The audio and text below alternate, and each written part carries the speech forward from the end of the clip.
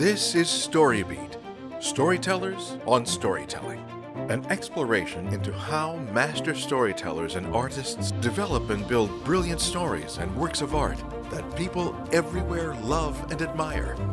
So join us as we discover how talented creators of all kinds find success in the worlds of imagination and entertainment. Here now is your host, Steve Cuden.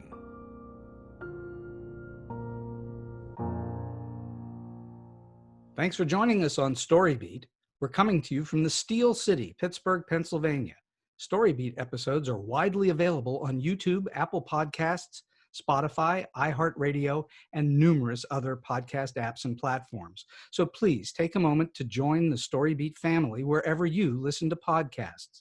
My guest today, the brilliant and hugely accomplished composer, orchestrator, and keyboard player Randy Kerber, continues to have a prolific recording career in film, television, and pop music. Randy has worked with a dazzling array of legitimate legends.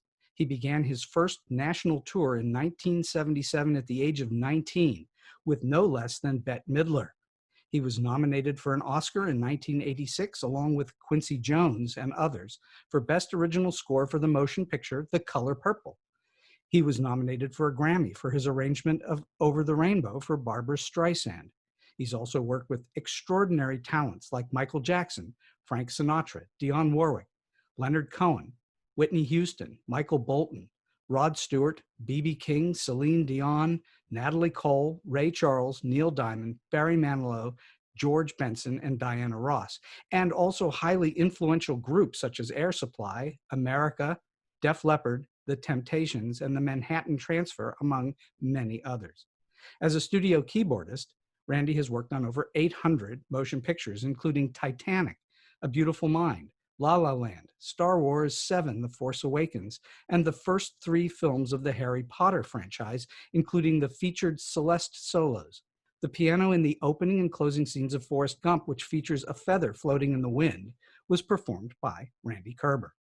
Randy has also performed piano solos on films like Steven Spielberg's Lincoln, Robert Zemeckis' Flight, and Steven Soderbergh's Behind the Candelabra, for which he also trained Michael Douglas as Liberace playing the piano. Randy's been an orchestrator on over 50 films, including working with Academy Award winner James Horner. He worked with Eric Clapton as keyboardist, orchestrator, and conductor on the film Rush, playing on the Grammy Award-winning song Tears in Heaven. Most recently, Randy has added acting to his repertoire, appearing as a featured cast member in the Paris-set Netflix series The Eddy, in which he plays a jazz piano player named Randy. For those reasons, and so many more, I am beyond honored and truly thrilled to welcome the extraordinarily talented Randy Kerber to StoryBeat today. Randy, welcome to the show. Wow. Thanks so much, Steve. It's thanks. It's a pleasure to be here, and thanks for having me. The pleasure is all mine, trust me. All right, so let's go back to the beginning. When did you start playing the piano? Where did all this musical stuff come from? I started playing at 6. I began lessons at 6. My mother played. Everyone in the family basically played besides my father. My mother played piano. My older sister Stephanie played. My brother Ronnie played. And I was a little kid, and I wanted to do that too. So I mean, they got me lessons, and you took to it like a duck to water, apparently. It took. Yeah, I really enjoyed it. I really enjoyed it. I just didn't like practicing, but I enjoyed playing. Do you like practicing now? Not particularly. Well, somehow you must have a gift for not practicing and playing fairly well. That's for sure. There's a good story with that I could tell you. Sure. What is that? I would go to my lesson. This is when I was playing, I guess after I'd been playing for a year or two or something like that. And my teacher, who was Steve Gordon, the son of Claude Gordon, who was a really very well-known trumpet player. Steve Gordon was a concert pianist, his son. And I started taking lessons with him. He was tough, very tough. And I was kind of scared of him. And if I didn't practice, I would go to my lesson and basically try to fake it and read and begin reading. And my feeling for reading music and didn't have a red light at the time, but there I had the red fear of my teacher's wrath behind me. I got very good at reading at my lesson. I mean, and my dad said one time, he recalled that Steve said, well, he obviously practiced this week. And my dad was kind of like, not really. Because my dad would write down when I practiced. He was very good at logging these things, you know, and he knew that what that week had been like. So you had a facility. It led to studio work. You know, I'm kind of a lead into studio work. And so you obviously had a facility for just spot reading. Yes? I guess I might. Yeah. Also flashcards with my dad. He used to drill me with flashcards, and he would time me, and I liked that a lot. And I would get faster and faster and faster. He would write down my times, and I could beat my own scores and stuff like that. So that was another thing that. So did you go to formal school for piano, or did you just have in-house training? I never went to formal school. It was like, you know, I'm like one of those guys who say, no, I took private. There's a joke with classical musicians where, because most of them do go to school and have a formal training, and I did not. I took from a private teacher. I took from Steve Gordon up until the time I was 18. And I went to Cal State Northridge for a semester, and then I got a call to go on the road with Bette Midler. Well, how did they know about you? How'd you get the call? They got my name from someone who had heard me play at a local club. And it was just, I was surprised, and I went in for an audition, and I got along with Bette, and it worked out. And okay, so you go on the road. How long were you on the road on that first trip? Let's see, that was, I call it the Blizzard tour of 77. Because we were, I think it was, I'm not sure if that year was 76 into 77 or 77 into 78. I can't remember exactly, but I do know that it was one of the worst blizzards on the East Coast. And we were going through, let's see, Boston, New York, played at the Copa in New York. In Boston, there was a small theater there. I don't remember the name. Went through Chicago, the Park West Theater, where Bette says, where thousands of Nagas gave their hides for these booths. And then we got stuck in Ohio. We couldn't do the concert because we were snowed in at the hotel. And but in answer to your question, I think the tour was a month. I want to say 3 weeks to a month. All right. So when was that your first big performance gig? Probably my first big performance gig was with Lionel Hampton out of high school. We played at Waikiki Beach with the Lionel Hampton Band, with Lionel, a club in a hotel downstairs, Waikiki Beach. It was a week. Myself and Ted Nash, who I'd gone to school with and was very good friends with, and we learned jazz together, got the gig together. I don't remember how that happened, but that was right out of high school. So you were a pretty doggone good player. You're not playing with Lionel Hampton by being a slouch. I think they made a lot of calls before me and couldn't find anyone. You're not saying they were desperate, are you? Down to the wire and we got the kid. Want to try the kid? and also you were probably cheap. Oh yeah, I didn't care. I really didn't. I didn't care. Of Money course. was nothing. I just wanted to play. When you played in these various gigs that you got, were you learning at that time to orchestrate? Were you learning how things went together just by doing it? Not sure. I mean, I guess it was happening through osmosis. I had done some orchestration in high school. I went to Reseda High, and our band was pretty, we did really well at the festivals. So we played at the Monterey Festival 2 years. Wow. I was in the Monterey All-Star Jazz Band 2 years in a row, Wow. 11th and 12th grade years. I had played, I wrote a piece for our high school band, which was performed at the festival. So I had begun to try to figure it out. You were already starting to sense it by the time you got to Bette Midler then. Yes, but playing with Bette Midler, I wasn't playing piano. I was playing the B3 organ, an ARP Omni, which was a string unit, a mini Moog, and a clavinet, all of which I had never seen before in my life. Wow.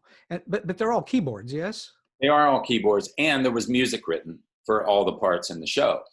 But the drummer had to show me how to turn the organ on. I was baffled. I was like, how do you turn this thing on? I have no idea. Wow, that's amazing that you know, we're not talking about a little performer. We're talking about somebody really famous.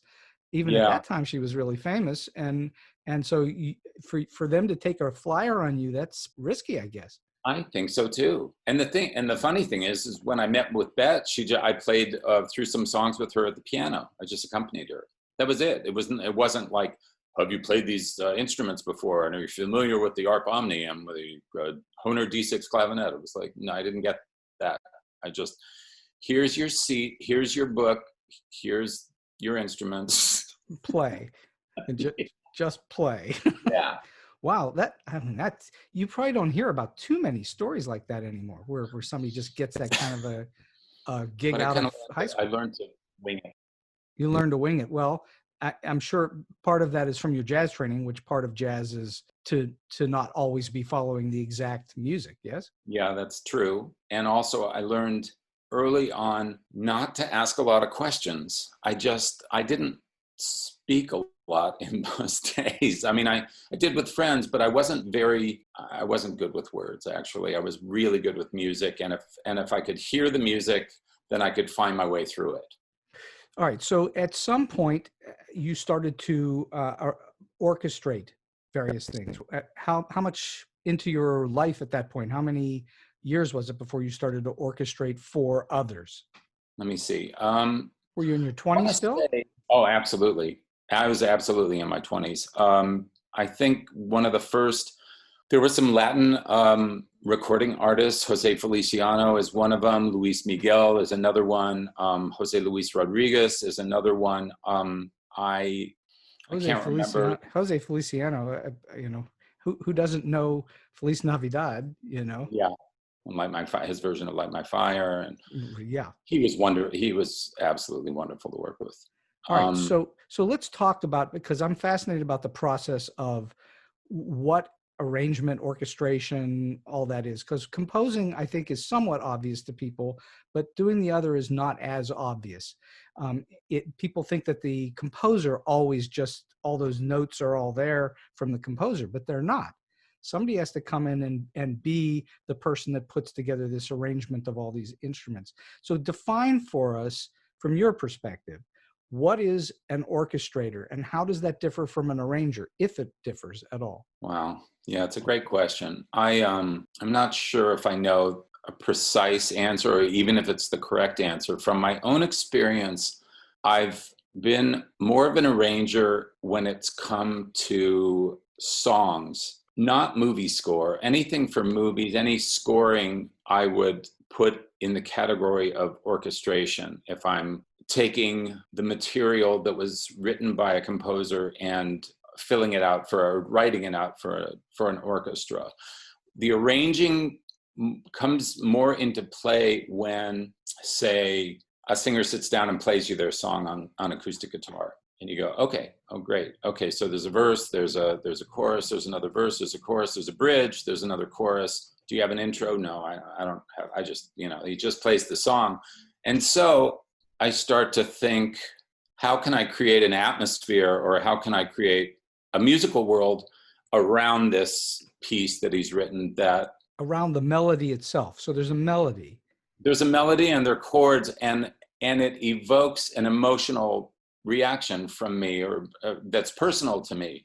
And with that emotional reaction comes, for me, say, a motif, a little 3 or 4 note thing that keeps coming back, that works against the melody. And I mean, works against the melody. It's a counter melody, or it's a ostinato, a little repeating group of notes that also works cleverly with the melody. It has to be something that kind of excites me and that I have passion around musically. And I also, as far as records go, or albums, writing for songs, I always want to come up with a catchy introduction. I always want to, and within the introduction, I usually like to have the motif that will repeat somewhere in the song. Did you come up with the introduction for Over the Rainbow, the Streisand version? The one on the HBO. Yes, I did. That was mine. So for the listeners, if you want to hear a perfect example of what Randy's talking about, you can find it online quite easily, Barbra Streisand singing Over the Rainbow, and listen to the introduction, which is not the traditional intro. It doesn't sound like it comes from the movie or anywhere else you've ever heard before. So that's a perfect example of this. All right, so what does an orchestrator do then? You've been given a piece of music, a melody and chords. What do you do as an orchestrator?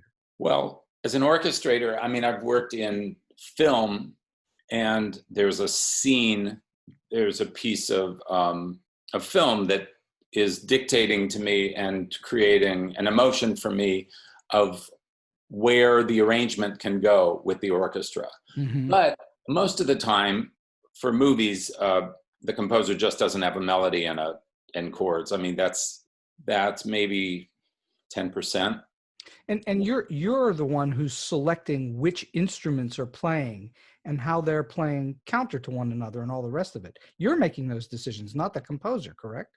Yeah, it can be that, or it can be the composer has made all the choices and I'm adding to it, or he uses an oboe and I think, well, actually, yes, the oboe is a good instrument there, but the English horn might be more interesting because it has a different sound than the oboe in its meat and potatoes range. Things like that. I like to have instruments playing out of not out of their comfort zone, but just out of, their normal place that they, And and it's based on, I think that, and you'll correct me if you think I'm wrong, but music is not, for most people, music is not an intellectual thing. It is an emotional thing. You already alluded to that you're looking for in a scene. Absolutely. How can you juice the emotion out of the scene? Yes? Yes, that's correct. And so it's not an intellectual process at all for the audience. It's an emotional one. It draws you in some way and makes you feel something. Yes. And I teach screenwriting and have for a number of years. And one of the things we talk about in storytelling, because you're clearly part of the storytelling process as an orchestrator, as a composer, whatever, you're helping to tell the story. And I teach that we in the motion picture industry, we don't sell intellectuality or academic stuff. We sell passion and emotion. And so your job is to make a scene more passionate or more gut-wrenching or whatever that would be. Right. I mean, there has to be a connection with the audience, with the moviegoer. There has to be. If there's no connection, if they don't care about the characters, if they don't care about then you have nothing. You have something, but you have something that nobody wants to see. So you're making decisions on which instruments and what rhythm and tempo and everything else to give that emotion what you deem is needed to make the scene, to enhance the scene or the moment. Right. The funny thing is, at times that I wouldn't be able to walk through a completely clear reason why I've done that. I can say sometimes it's just, this feels right to me. Or I think this is cool. Well, you're saying you're having an emotional reaction to develop something emotional. Exactly. Well, yeah. I think that's right. I mean, obviously you eventually have to think about what it is you've done and get notation and all the rest of it. Sure. That is an intellectual process, but what you're coming up with, or what the creative part of it is pure emotion. Well, music is pure emotion. It's not really intellectuality at all, I don't think. I don't know too many pieces of music where I think, oh, this is my thinking on this. I'm just feeling the whole way through. I mean, a composer, if he wants to, he can give himself a framework that and then hang a piece on it, basically, and it gives him comfort in some way to have used this framework, say the way a fugue is written, or that, you have certain rules and you go by these rules and everything, but you're still writing a piece of music and finding something that connects with you emotionally around it. Right. So, all right. So, do you frequently work with the composer on what you're doing, or once they hand the music over to you, is it usually just on you? It depends on the composer. Depends on the amount of time that's left in the process, how deep they are into, or how close to the deadline is. So correct me if I'm wrong. When you first started into the business a long time ago, you had more time to develop the orchestration than you do now. Is that true? It still it depended on the project. Certain projects would come up for me, actually, too, with orchestration. A lot of projects would kind of come up in the 11th hour. So I didn't necessarily have enough time. That's one of the complaints I've heard over time, is that you almost never have enough time at the end for the music. It's true. And somehow, miraculously, it always works out where, at least for me, as an inveterate movie watcher, the music is often what makes the movie work. And rarely have I listened to a movie soundtrack and thought that's all wrong. Right. But it does happen. It does happen where you go, Yeah, that soundtrack makes no sense at all with that movie. But most of the time, for some reason, it does. All right, so let's talk about how it all starts. So I assume it's somebody, a producer or somebody on a production, contacts you and says, we need you to come to work for us on this show, on this movie, whatever this is. Are you then given a script? Are you given the finished product? What are you given at that point? As an orchestrator? Yes, as an orchestrator. As an orchestrator, usually I'm contacted by the composer or the composer's agent. Right. Or the composer's assistant. And they say, we wanted you to orchestrate on this, and we wanted you to, so I'd have a meeting with the composer. He'd play me some themes that he had written. He might show me some of the movie. In other cases, I might see the entire film.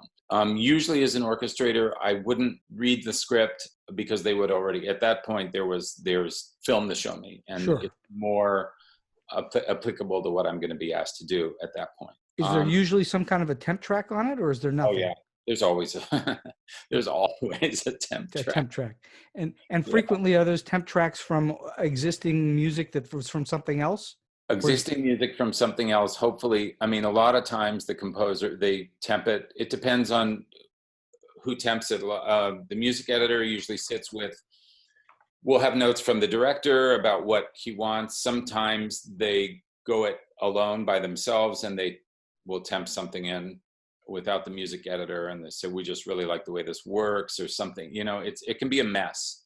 It can also be a case of where they've used the composer's music from something that's very identifiable for the composer, from something that he had written 10 years ago, and he has to keep reliving where he was 10 years ago musically and everything too, and find a new way, or a way now to try to say musically and passionately how he can write this. I mean, I've seen that with composers too. A movie is temped with their own music, and they might feel like there's a bit of rehash going on. So they're doing that because they think it's stylistically going to fit in somehow.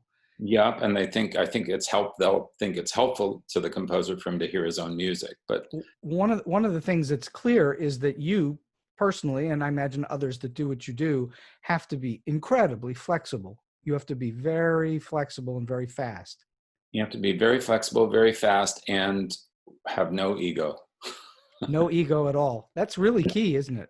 It really is key if you want to stay in the game. Or you can be that guy that they talk about. It's like, whoa, he's hard to work with, but you get a really good product, but boy, yeah, he's hard to work.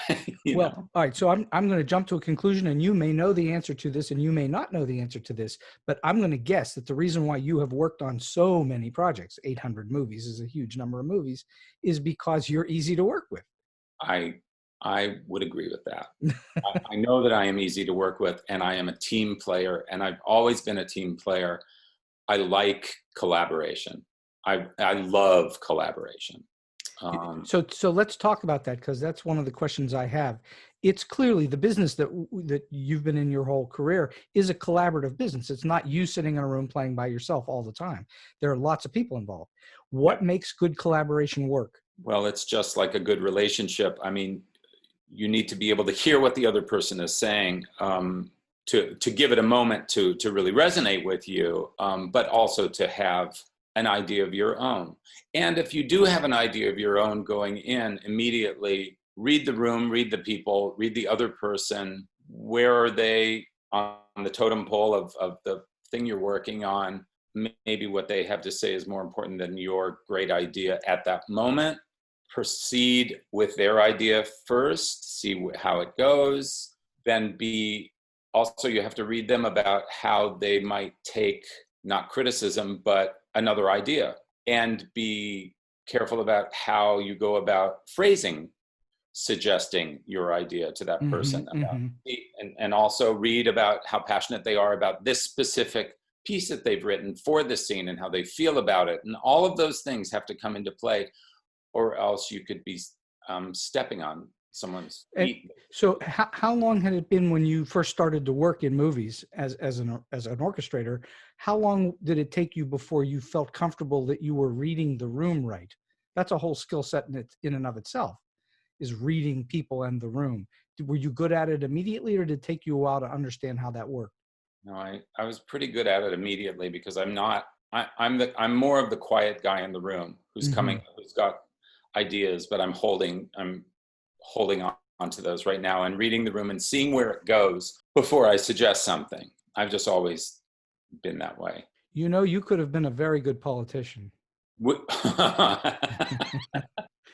I really don't know about that. Well, I think that the best politicians actually do sit back and try and read everything instead of you just taking over a room, although some clearly do. But that's a hope for a show for a whole other day. Okay, so I want to talk about your instrument, which is mainly keyboards or piano or keyboards of some kind. Why is it, do you play any other instruments? Do you compose on any other instruments, or is it always a piano or a keyboard of some kind? It's always on a keyboard or piano. No, I've never really composed using another instrument. I'll fool around with a guitar just for my own fun, or a ukulele. Ukulele. Yeah, I want to hear an entire jazz score on ukulele sometime. Yeah, that boy. I wouldn't be the guy to play. I really wouldn't be. But it's because my facility is somewhat, I don't want to say advanced, but I have good facility on the piano, and I studied classical piano for several years. And sometimes it's good to not take away that facility, but try it on something that would, it charges your creativity a little bit to go to a different instrument. Yeah. Yeah. And it's going to be simpler, and it may even be more lyrical, and it may not be as verbose. Now, with advancing age, I've become less verbose musically, meaning much simpler and more, I like to think, more meaningful. What do you mean by more meaningful? Taking out the stuff that makes you feel like, oh yeah, that's good. Oh, that's really good. I mean, is that you talking about the show-offy stuff has now gone away and become a little more subtle, or? Yeah. I mean, the filigree and the stuff that, like, oh, this will be clever, and this is cute, and I like this texture, and you just throw something in there and it just sits there, like, and it's doing its thing texturally, but it's like, why is it there? So from a storytelling perspective, so I'll give it to you from my perspective on that. We teach that no element of any story that doesn't fit into the whole, that doesn't relate to the whole, should be eliminated. So that's what you're talking about. You added some little flourish or something in there that just stuck out like a sore thumb. Yeah, I don't think it doesn't have a purpose other than to just be itself, what it's doing. My mother was an artist, not a professional artist, but she loved to paint. And she would overwork one part of the canvas, and it was funny because I related to it like from an orchestration or from a composing standpoint. Because she'd go, here. I said, Mom, what have you been working on? What's the latest? And she goes, she'd take me in the other room, and here it is. And I'll look at this painting, and I'm cool. And my eye is going, through the painting. And then I get stuck up in this corner, and I'm like, what's going on up here? She's like, oh, that. I don't know, and it turns out that, it just became a murky mess because she would try something, and then she would like gesso over it, and then try, and it was just funny because I could relate to doing that with a piece of music, I'd get to something and try and just carve away at it and everything. And it just got uglier and murkier and everything the more that I worked at it. Do you find that sometimes the very first thing that comes out of you is actually the best thing and that it doesn't need to be reworked and reworked? Absolutely.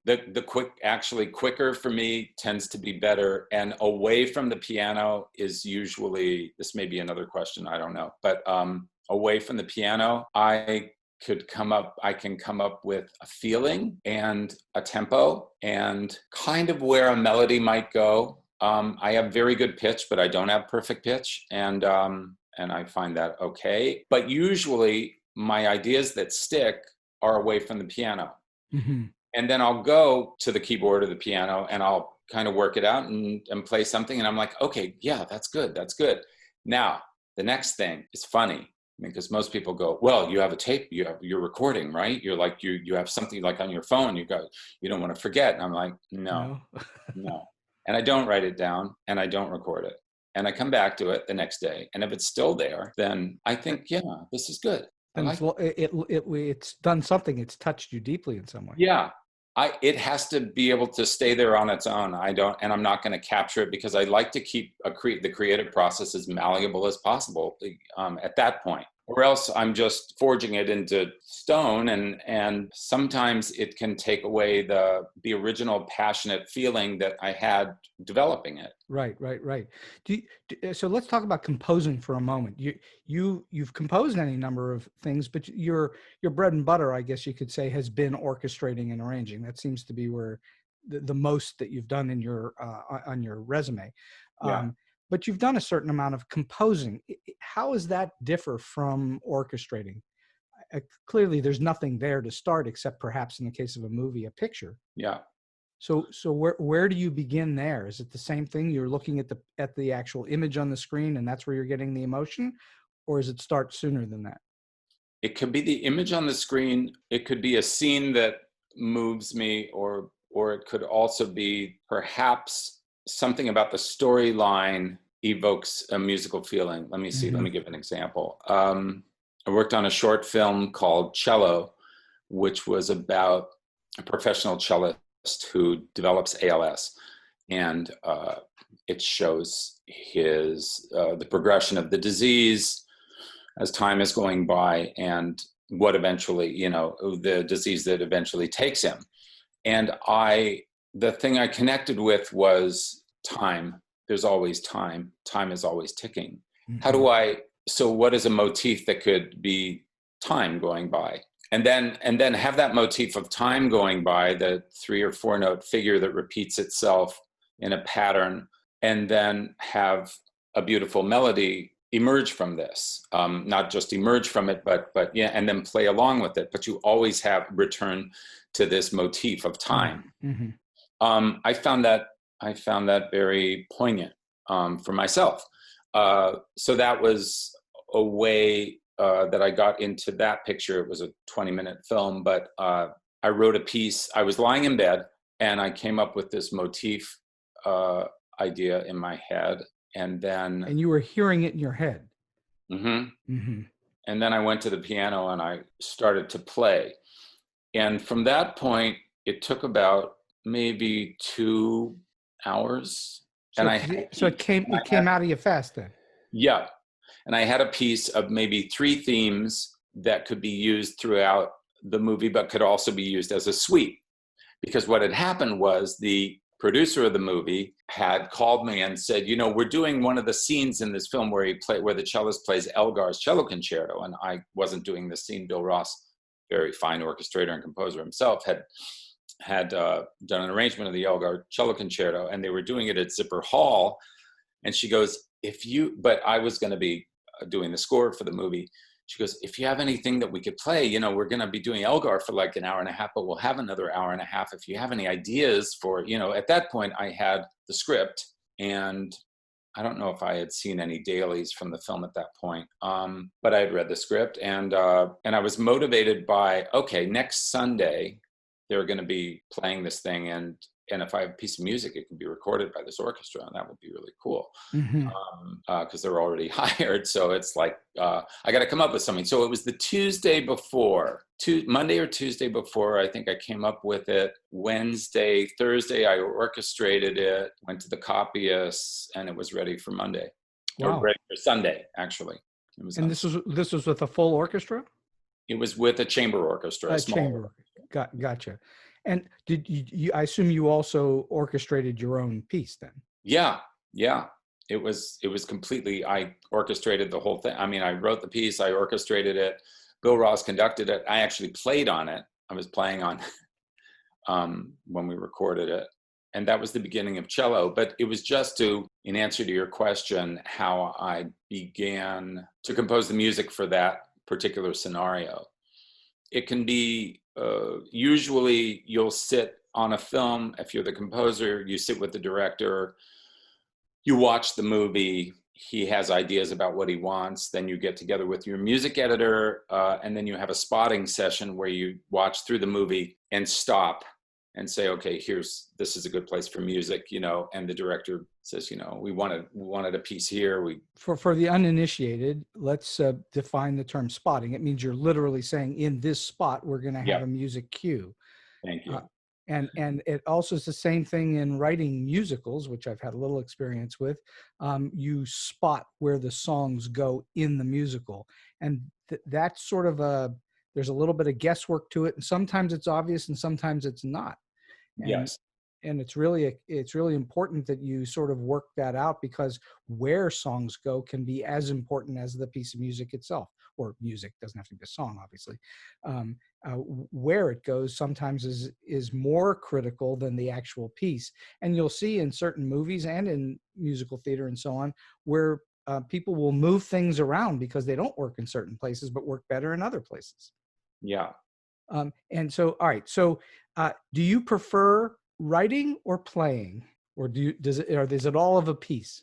These days I'm preferring playing my own music. Okay. And that's a really good lead in for me, because you've been writing a lot of the music for the Eddie. I want to talk about the Eddie for a little bit. And you've been writing music for the Eddie, yes? Yes. And the Eddie is really focused on this guy who's a legendary jazz pianist, and he's got a band in Paris.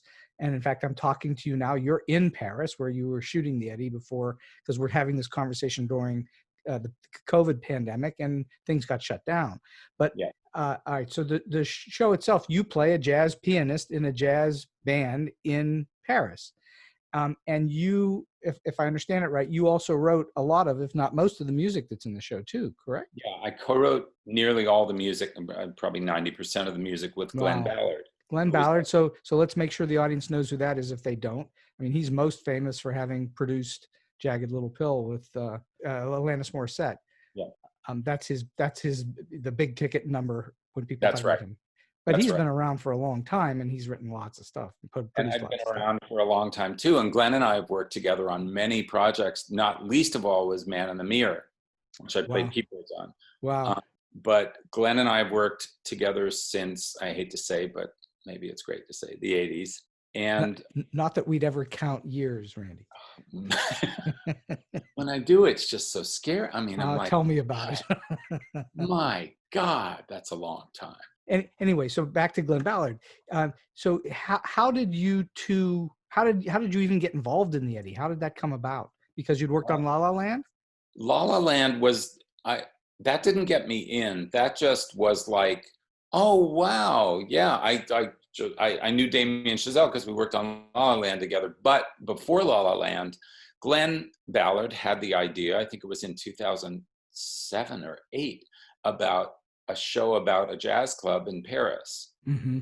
And he started to write some pieces. And he started to get together with Christian Scott, great jazz trumpet player and writer, and started to get a band together. At that point, I think some of it, he didn't really have a keyboard player. It might have been, I think it was 2012.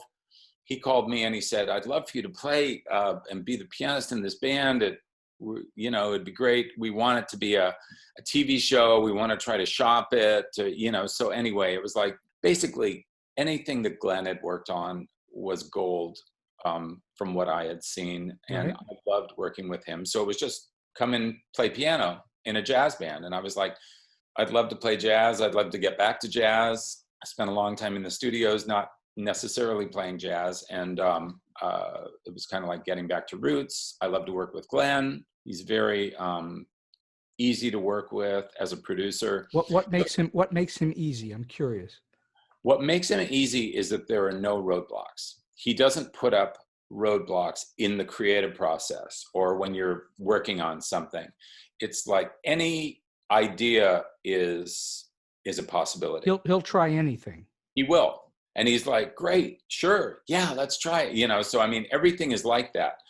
And then you try it and it works or it doesn't work, and you both kind of realize it. And it's now when I say you both kind of realize it, this is what happened as I started writing with Glenn. I was playing these pieces, and then I started coming up with some ideas that I would throw out on the piano because I like to I'll start to noodle something, and Glenn was like, what's that? And I was like, I don't know. I'm just noodling. I'm just, coming up with, he goes, that's good. Play that. Wait, play that again, and then I'll start to play something, and then he'll like get out a notepad and start to write words, or he'll get out his phone and start to actually record it. and we started writing that way.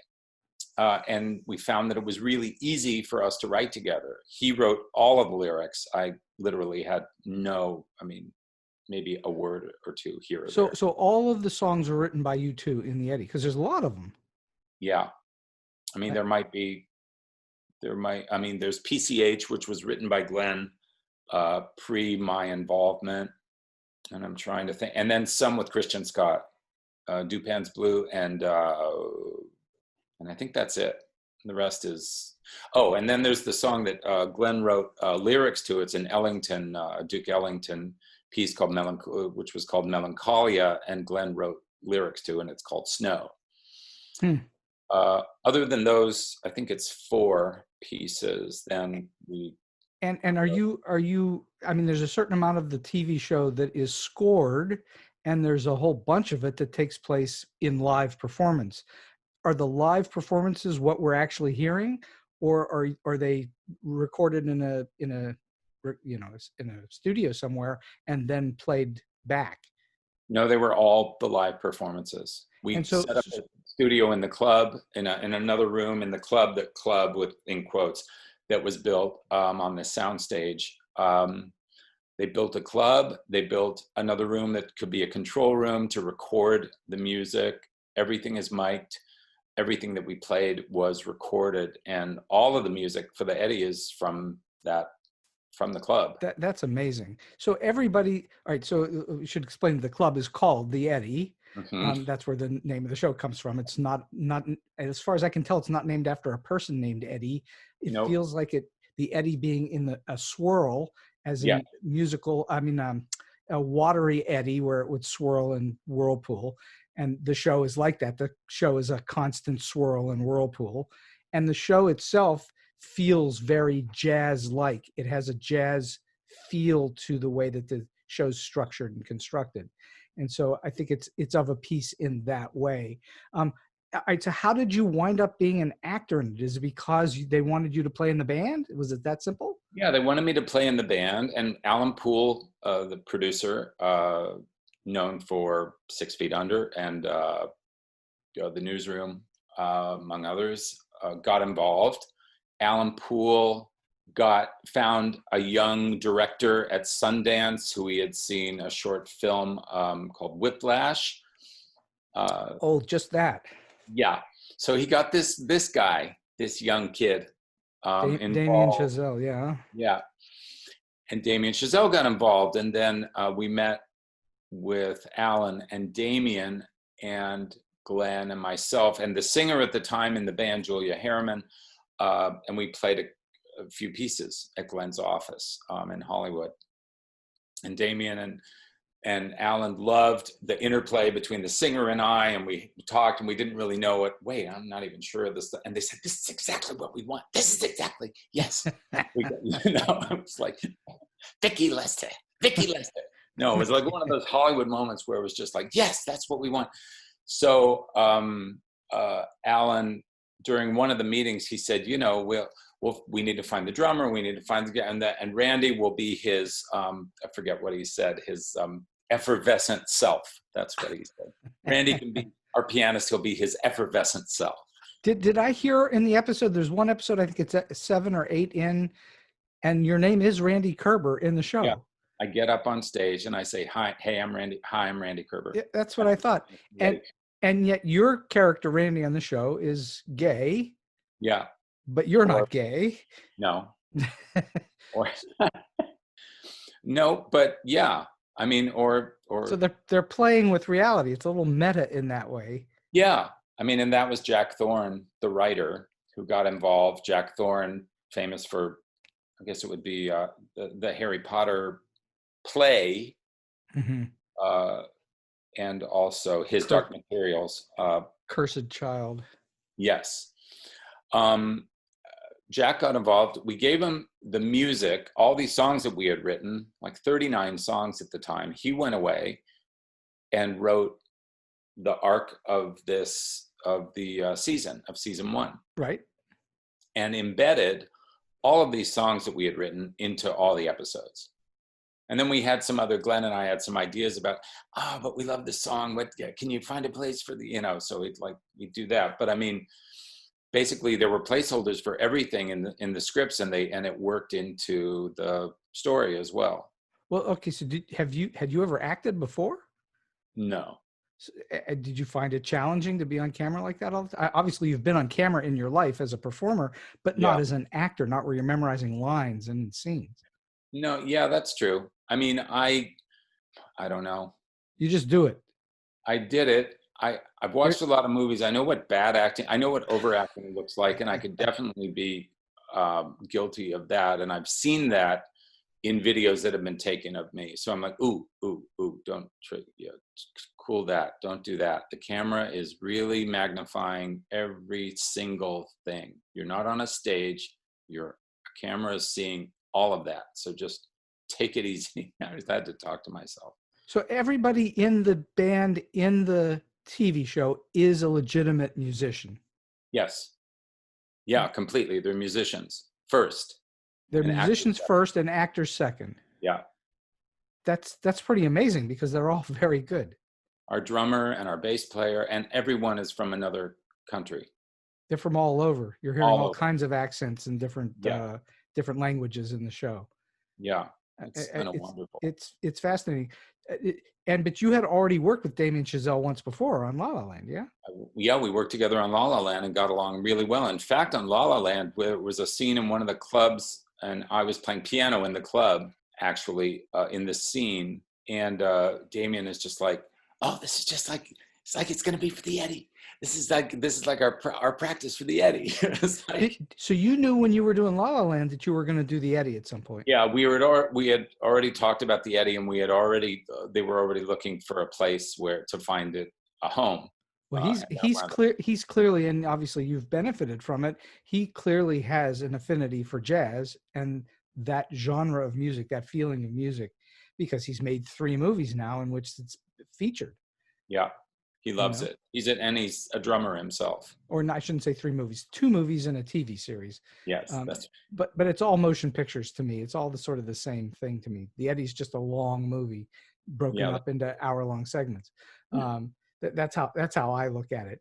All right. So I'm curious about you've had the good graces to work with some amazing masters over time. You've worked with John Williams, who I just think is by far the greatest film composer we've ever had, though we just lost and my other hero, which is Ennio Morricone, who, I mean, talk about themes. Once he put a theme in your head, that bug didn't go away. That was an earworm. But the greatest composer of themes, the unforgettable themes of all time, I think, is John Williams. Absolutely. And you've also worked with Quincy Jones. Yes. Who's inarguably one of, if not the greatest composer, producers who's ever lived. Yeah. So I'm curious about the lessons you've learned from them. Yeah. What did they give you? What did you take away from your experiences with folks like that? Boy, the thing I see from John Williams is his use of time is brilliant. Explain. Use of time in rehearsing the orchestra, number one. He will not over-rehearse something. He will not only that, also when we begin to record a piece, let's say we go into the studio, we need to record a piece or a number of pieces in a given hour. And a given hour, most recording sessions are broken up into 3-hour segments. That would be called a single recording session. Of those, that single session, it's a 3-hour session. Those 3 hours being split up into 50 minutes of work, 10 minutes of break, 50, 10, 50, 10. Or it can be, or if you work up into the hour, still you have to take a 10-minute break every hour. So there are 20 minutes that have to be accounted for a break in a 3-hour session. John Williams will rehearse an orchestra. We'll go in, we'll play the piece, we'll rehearse. At some point, we'll begin recording. Whatever we need to get done in that hour is done and complete by the time it gets to 10 of the hour. And he says, intermission, ladies and gentlemen. It's all done. He did it. It's like he's worked. And I think part of that has to do just innately with him and who he is as a human being and how he's learned to use time to his advantage, but also when he was with the Boston Pops, because working with a symphony orchestra or working with an orchestra and having them for a set number of hours to have a program complete and ready for a concert, week upon week upon week upon week, you learn to be very good at how you use your time. Efficiency. You don't waste. It's efficient. Extremely efficient. And he does it with his writing. He writes every day. He writes maybe 2 to 2.5 minutes every single day. Really? Yeah. His use of time, his efficiency is unlike anybody else I've ever. So again, for the uninitiated, when you say he writes 2 to 2.5 minutes, he's not actually spending 2 or 2.5 minutes. He's actually writing that much music. He's writing that much music for a given scene in a motion picture, and it's sketched out in a either 8-line or 6-line sketch. So he has written all of the notes for all of the instruments on this sketch that will take 2 minutes to 2.5 minutes to complete, to record, or to realize. And he does this every day. Every day, meaning every weekday. I don't believe he works on weekends, actually. And how does what he does then make the orchestrator's job easier? Oh, it's completely easy because everything is thought of. Everything, because John is a brilliant orchestrator himself. And he began as an orchestrator. Well, he began as a studio pianist for Henry Mancini. And the last piece, actually, here's a little aside, the last movie that he worked on was West Side Story. The new version, the new Spielberg version. No, the film, the original piano player on a score. West Side Story was the last thing he did. Oh, wow. Before he decided I'd rather write. So we're talking about the Robert Wise version from the 50s. Yes. That's amazing. Clearly he's been around a little while. But the thing that he does that nobody else that I know of other than Morricone is that each theme is so distinct and belongs only to that piece. It's so distinct that the audience can't help but remember it. That's unusual. That's pretty rare, because there are so many really good film composers out there that I adore. And sometimes you remember what they've composed, and sometimes you don't. You don't know who wrote it. Yes. His stuff is always, you can always go, oh, that's John Williams. I think really at the crux of it, at the heart of it, I think he believes in what he writes as deeply as you possibly could. Well, clearly. And he's in a sort of a emotional league of his own, where he knows that I'm going to do this and that and this and that, and that's really going to tug the strings super hard. Yes. And certainly that's evident in how many Spielberg movies, because, okay, so Steven Spielberg to me is maybe the greatest commercial director who's ever lived. And he's the I like to say he's the greatest director of awe who's ever lived. And when you watch a Spielberg movie, invariably at some point in it, there's going to be one or more moments of awe. You're just awe. Absolutely. And that is always enhanced by John Williams' score. Yeah, that's true. So that's what they're doing, is they're giving you this sense of universality and awe. I don't know how to put words to it, because again, it's emotional, not academic. Let's talk about conducting for a moment. You've conducted quite a few things. What does it help a conductor to be an orchestrator? Oh yeah, I think it definitely does. You need to know the orchestra and need to know the instruments and need to know how each instrument is played and how they begin a note and end a note. It helps to have this information, because if you're going to give an oboe or a wind player a cue, it helps to breathe at the point where you're indicating for them to come in. When you do what they do, it's a way of syncing to the player and syncing to the manner in which they're playing their instrument. And also the way your hand gesture, long story short, yes, it helps. It definitely helps if you know the instruments and you're an orchestrator, or at least you've studied all the instruments in the orchestra. So a really, and I guess this is an obvious question with an obvious answer, but a really good conductor, there isn't any piece or part of it that they don't already get in advance. I'm talking about instrumentation and notation and all the rest of it. Absolutely. Right. So do you enjoy conducting the music of other folks that you maybe have orchestrated? Yeah, I do. I do. Is it feel powerful? I've never conducted. Is it feel powerful to be up in front of those folks and making them all come together as one?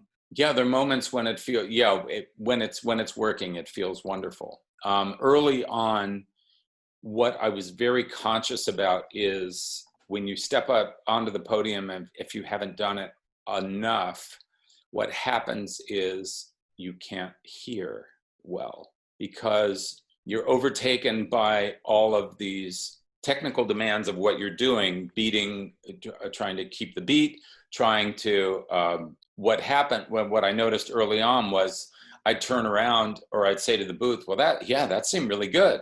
And that's what a new conductor, will say inevitably. It seemed good to me. It's like, no, there was a mistake with the viola. There was or people in the orchestra are like, no, we really need another one. We do, but it's kind of like snowblind. And it's I found too much. You're overwhelmed by the whole thing. At the beginning, there's maybe it's part adrenaline, maybe it's part other stuff, but you don't have the clarity of being able to really be in that moment and notice what's going on. It takes time for that to happen, and it took several years for that. So in other words, for a person to become a conductor of note requires people being patient enough to see through their errors and helping them along the way. Oh yeah. I mean, because obviously if you screw it up the first time you conduct and they say, we're never working with you again, you're done. I mean, the problem is, you like an orchestra could invariably play without a conductor, but a good conductor can elevate a performance with an orchestra. There are some orchestras that do play without a conductor that are out there. A good conductor will shape and elevate the performance. A bad conductor, the orchestra just puts up with, and that happens. So when you've conducted your own compositions and your own orchestrations, correct? Mm-hmm. Do you have to fire the writer when you're conducting? Do you have to dismiss the composer from the process once you start to conduct, because there's something that you as a conductor you've got to do to make the piece elevated? No, I become more one with the writer. Simpatico, sure. Yeah. Yeah, that makes a lot of sense. I'm always curious how that happens, because there's a comparison to a screenwriter or a playwright who also directs his or her own work. And sometimes you have to dismiss the writer because something's not working and say, hey, I need to replace that. And sometimes you have to be harder on yourself than others would be hard on you. I mean, there may be times when something that I've written in this particular instance is like it's too busy or something like that, and I'll take some notes out. You know, there is. I mean, that could happen. All right. So for you, these are questions I like to ask. This is one of the more difficult questions I ask lots of artists, and that is, for you, what makes a good piece of music good? It's all just feeling. I mean, it's feeling and also surprise. I mean, kind of can be, you know, I'm listening That's to it great. and I'm like, oh, you know, I mean, it's like, I didn't see that coming. I mean, because some of it, a piece that isn't so great to me is like, I've heard this before. I know what this does. It's and predictable. And here comes the chorus and here comes the verse and I know it's going to do this and I, you know, so surprise me. I mean, do something that's not stock. Well, that's great storytelling. Great storytelling is the audience. You, the writer, know what's coming next, but the audience cannot anticipate it. And so you're saying it's very similar in a great piece of music as well. You can't really anticipate where it's going to go until it's gone. I mean, I love when there's something that's familiar to me, but still it's done in a new way. That can be a wonderful piece. Something that's totally original. And at first I'm not sure how I feel about it. And then it grows on me because it's like, whoa, this is different. And I like this. It is amazing when a piece of music, the first time you hear it, it doesn't really do much for you, but over time really grows on you. Yeah, I can't remember I can't remember specific pieces, but I know that's happened hundreds of times. Oh, sure. I can tell you the one for me is the one that stands out because it's so long ago. I couldn't stand Layla the first time I'd heard it. I just thought it was awful. And over time, Layla's become like, you know, this major thing. But the first time I heard it was like, what is this? You know, it was nothing to me. And yet it's really one of the great pieces of music of all time. And I love the fact that Jim Gordon, who was the drummer on Layla, came up with that piano part that's the second part of the song at the end. And he's playing the piano. Oh, is that right? Drummer Jim Gordon, who was a great session drummer and also was the drummer in Derek and the Dominos. That's awesome. Okay, biggest disaster you've ever been involved in and how did you recover from it? That's just scary to think Have, about. have you had disasters in your career?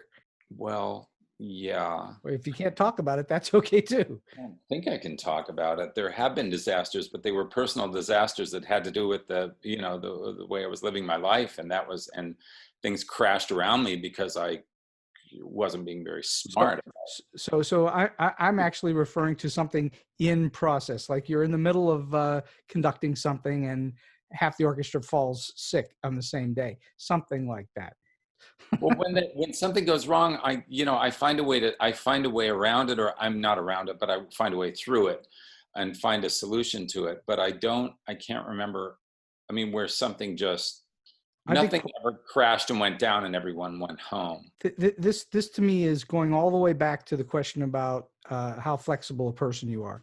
Because if you're that flexible, then you're just solving things as you're going. And little problems don't become big problems. They just keep getting solved. I like the way that sounds. Every now and then I get lucky. I don't like problems. And I guess there might be a part of me that fears a disaster going on my watch or when I'm in charge. So are you an uber prepared person? Do you go into sessions super prepared? Not necessarily. I'm prepared enough, but sometimes I leave some things undone or incomplete that I know are going to work themselves out. You just wait to see what's going to happen in real time. Yeah, I mean, when I have orchestration to do, all the orchestration is done and that's complete. There may be, maybe if I'm arranging for something, there's something that I don't do this so much anymore, but maybe 15 to 20 years ago, I might have done this. A Paul Anka album that I was arranging for called Rock Swings, where I got to the session and most of this one song was done. And we had to do it after lunch. And I kind of figured I would just do it on my lunch break, including a shout chorus and like the final part of the song and everything like that. And I did. But that doesn't excite me anymore. And it's embarrassing to say that I guess it did at one time, but I don't do that. Well, you wouldn't have a hard time convincing me because I like to be super prepared when I go into something. I don't like the feeling of not knowing what I'm doing when I'm there. And some artists love that. Some artists thrive on that. I would not be one of them. It seems to me that you like to prepare, but then you like to throw some caution to the wind and see what happens. Yeah, that's true. And then you talk about someone like a Glenn Ballard who says, yeah, let's try anything. Yeah, he's wonderful that way. He's open to all sorts of different potential ideas. Yeah. So we've been talking for a little more than an hour, and we're going to slowly wind this puppy down. Okay. So clearly you've been around for a while. In all of your showbiz experiences, do you have a weird, quirky, strange, oddball, or just plain funny story that you can share? Yeah, there's a funny story, but I would say that the funny story actually started at the beginning of my career, and it's how I got started. Great. It's around Bette Midler. So I got called for Bette Midler from the music director. And at that time, when I got the call, I was working at the Smokehouse in Burbank with a piano trio and a singer. Okay. I was going to Cal State Northridge during the day. I wanted to be a professional musician. I wanted to work in the studios, and I didn't know exactly then how that was going to happen. And around that time, I had this feeling of, God, is this it? Is this my life? Is this what I'm going to do? I want to like be out there, and I want to perform professionally, and I want to, I'm playing at a club, and I'm going to school, and I don't really want to go to school. What am I doing that for? And I was like, I was like, I don't want to do this. I was like very passionate about this, So I go to my Smokehouse gig, and I got a call on my pager or whatever the hell I used back then to get calls. My pager went off, and I was like, back as a dinosaur. So I called. By the way, there will be no 20-year-olds that know what a pager is. No, that's right. Only a trombonist or an accordionist, because I think they still use them. No, anyway, what is it? Being hopeful as an accordionist who has a pager or something like that. Anyway, okay, so I get this call, and it's from the musical director of Bette Midler. Hey, it's Andy Muson. We're going out on the road with Bette Midler. There's a tour for 3 or 4 weeks where it leaves, we start rehearsal in a month. We go blah, blah, blah, blah, blah. We got, it's like, wow. Yeah, that would be great. I'd love, and it pays whatever it paid. And it was like, would mean nothing to me now, but it was huge then. So it's like, great. How'd you get my number? And he's like, Steve Schaefer. I was like, okay, cool. He's like, he said he worked with you and you were great and blah, all this. So anyway, okay, Steve Schaefer. I didn't really know who that was. I knew he was a big, drummer in the studios, but I was like, okay. So I meet with Bette, I get the gig, I go out on the gig, it's all great. As the result of having the Bette Midler gig, then after that, I kind of start working on shows, and I'm working on shows at Paramount. I'm working on Happy Days and Laverne and Shirley, and Here's Boomer, and Here's Boomer. Yeah, Super Train. Super Train, one of the great train wrecks of all time. Yeah. So I mean, basically my career starts after Bette Midler. I mean, that was like the impetus that I needed. And I had dropped out of school. My dad was upset because he had just, the last day had gone by where he could have gotten the tuition back. I mean, so he was, but he was like, no, it's great. What, money, whatever. So I'm doing this. I'm working at Paramount on one day with Andy Muson, who was the bass player and the musical director who had been on the Bette Midler gig. This was a year later or something like that. It's lunchtime, and Andy and I go to Nicodell, which is a great restaurant that was in Hollywood on Melrose, right next to Paramount Studios, and they would do a great Cobb salad at the table and the whole, good martinis and all this stuff. So everyone went there for lunch. So Andy and I go in, and we are walking down to our table, and he goes, oh, wow, there's Steve Schaefer. And I was like, oh, great, I can thank him. So we go up to the table, and Andy's, hey, Steve, how's it going? Hey, great, Andy, yeah, blah, blah, blah. Well, Randy Kerber, he looks up at me like, who is this? He goes, "That's not Randy Kerber." And I'm like, "Yes, I am." I was like, so as it turned out, Steve Schaefer had worked with Randy Waldman, another great keyboard player Oh, at the time. oh, And he was, when Andy asked him about a great keyboard player that he had worked with, he was like, "Yeah, I worked with this young guy named Randy. I don't know his last name." So he asked some guys around the studio, or, you know, "Hey, who's that Randy who's keyboard player?" They're like, "Oh, Randy Kerber." So that's how he got my name.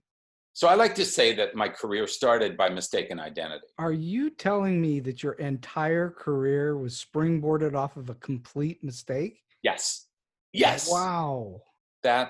I love that story. That is a great story, because Yeah.